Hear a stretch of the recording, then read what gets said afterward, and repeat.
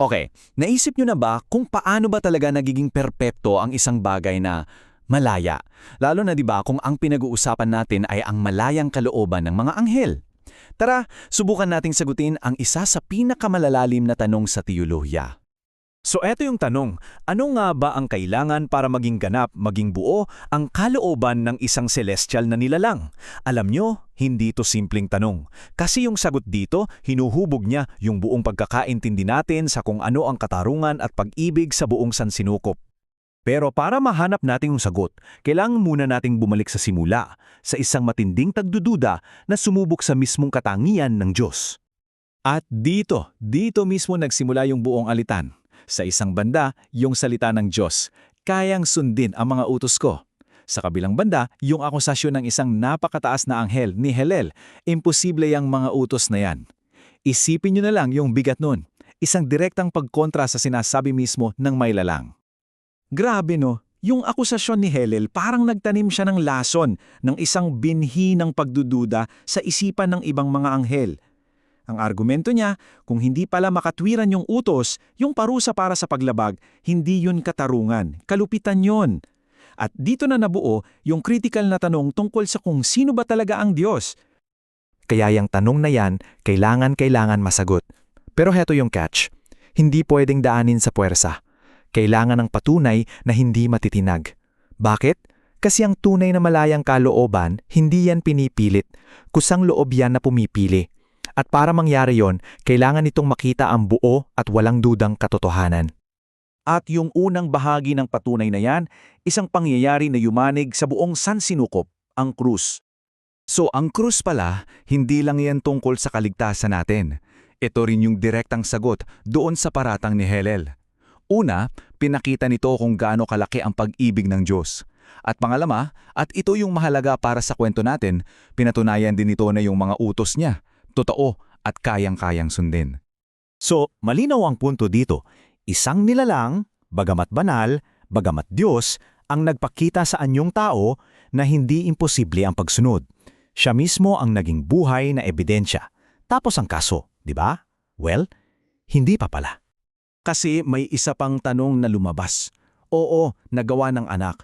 Pero paano naman ang mga nilikha lang? Tayong mga tao na may mga kahinaan. Ito yung nag-iwan ng isang mahalagang puwang sa patunay na kailangan para tuluyang mabura ang lahat ng pagdududa sa isipan ng mga anghel. At dito na ngayon papasok yung pangalawa at pinal na ebidensya.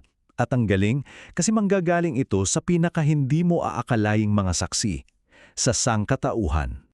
At para sa pinal na patunay na ito, may isang espesipikong bilang ng mga saksi na kailangan. Hindi ito random, hindi basta-basta, isa itong itinakdang bilang na kailangang mabuo. Napakalinaw, di ba? Sinasabi mismo na may isang itinakdang bilang ng mga martir na kailangang makumpleto bago dumating ang wakas. Yung mga buhay nila, yung mga kamatayan nila, magiging parte pala ng isang mas malaking kosmikong paglilitis.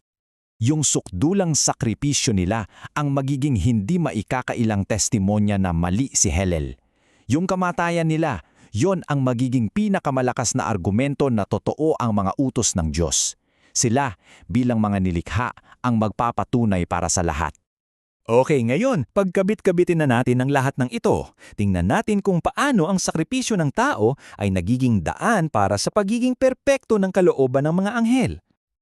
Ito yung grand finale, yung kasukdulan ng lahat, ang pagkabuhay na mag-uli ng mga saksing ito.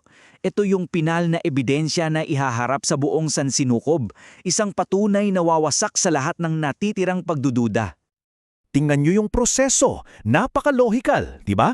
Nagsimula sa pagiging martir ng tao na nagdulot sa pagkabuhay na maguli na nagalis ng lahat ng duda sa mga anghel na humantong sa pagiging perpekto ng kanilang kalooban. Bawat hakbang mahalaga, bawat isa direktang nakakonekta sa kasunod. So kapag nasaksihan na nila to, kapag wala ng kahit katiting na puwang para sa pagdududa, yung katapatan nila hindi na lang dahil sa utos. Nakabatay nito sa isang kumpleto na patunayan at ganap na tiwala. Malayang-malaya na silang pumipili sa panig ng Diyos dahil sa wakas nakita na nila ang buong katotohanan. At dito natin makikita yung pinaka-highlight ng lahat.